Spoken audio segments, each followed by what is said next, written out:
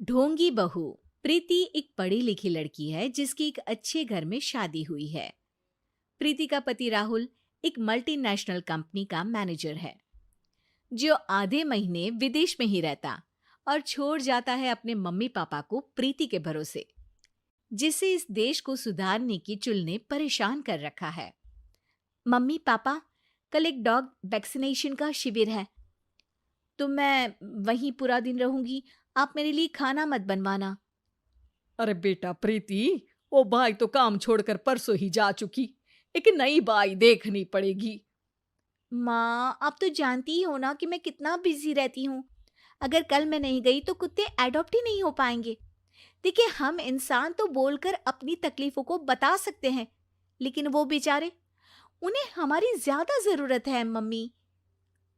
अरे बोल के भी हम क्या हासिल कर पा रहे हैं।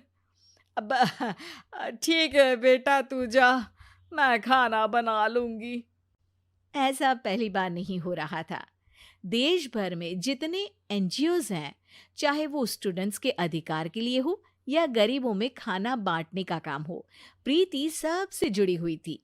रोज कहीं बाहर ही रहती थी, एक शिविर में नहीं तो दूसरे में, और छोड़ जाती थी अपने सास ससुर को उनके खुद के भरोसे। और जब कोई उसे कहे, अरे प्रीति, कभी तेरी सास का हाथ भी बटा दिया कर, तो उसका एक ही जवाब रहता था, देखो, हम लोगों को तो सब कुछ घर बैठे मिल जाता है। अगर आज मैं इस शिविर में नहीं गई तो पता नहीं कितने लोग सड़क पर आ जाएंगे। प्रीति को समझाना संभव ही नहीं था, और ये बात उसके सास ससुर भी मान चुके थे।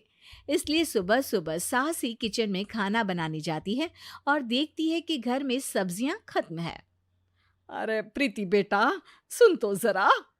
क्या हुआ मम्मी? मुझे बहुत लेट हो रहा है, और आप तो जानते हो ना कि अगर मैं इस शिविर में नहीं गई तो।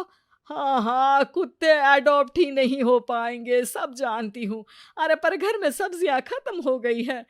अरे जब तू वापस लौटे ना तब लेकर आना, ठीक है बेटा। ठीक है मम्मी, अ, चलिए मैं चलती हूँ। और हर बार की तरह प्रीति अपनी पार्टीज और आफ्टर पार्टीज में इतनी बिजी रह गई कि सामान लाना ही भूल गई। बात केवल सब्जियों की नहीं थी, लेकिन प्रीति हर रोज किसी नए शिविर में निकल जाती थी, अपने सास ससुर को अकेला छोड़कर। एक हफ्ते बाद प्रीति के ससुर जी के हाथ में दर्द होने लगा। अरे बेटा प्रीति, पापा जी के हाथ में बहुत दर्द हो रहा है। आज इनको डॉक्टर के पास लेकर जाना पड़ेगा। "अम, ठीक है माँ, आप हो आओ, मैं बाहर ही खा लूंगी। अरे बेटा, मैं कैसे ले जाऊं? ये काम तो हमेशा राहुल ही करता था, और मुझे तो डर है कि कुछ ज्यादा बड़ी बीमारी ना हो जाए। उफ़ो! आज मुझे मेडिकल शिविर में जाना है। बेचारे बड़े बुजुर्ग जिनके अपने फैमिली वाले उनका ध्यान नहीं रखते, उनका पूरा मेडिकल चेकअप होगा।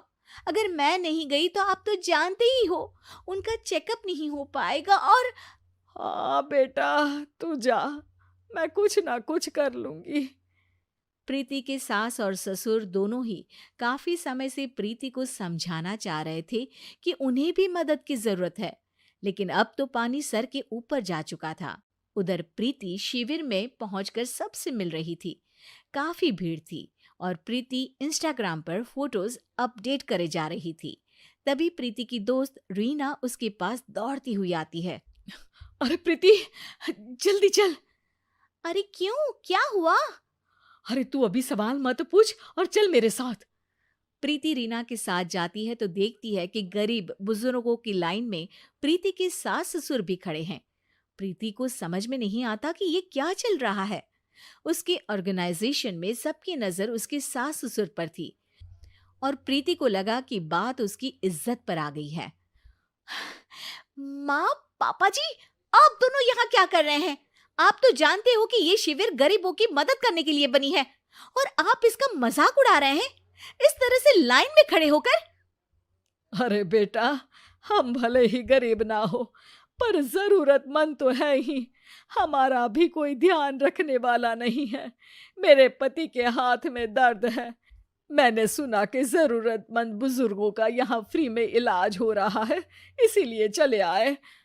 अ, नहीं, मतलब मैं तो प्रीति को समझ में आ गया था कि समाज को संभालने से पहले उसे अपना घर संभालना चाहिए और वो सर झुकाकर अपने सास ससुर से माफी मांगती है।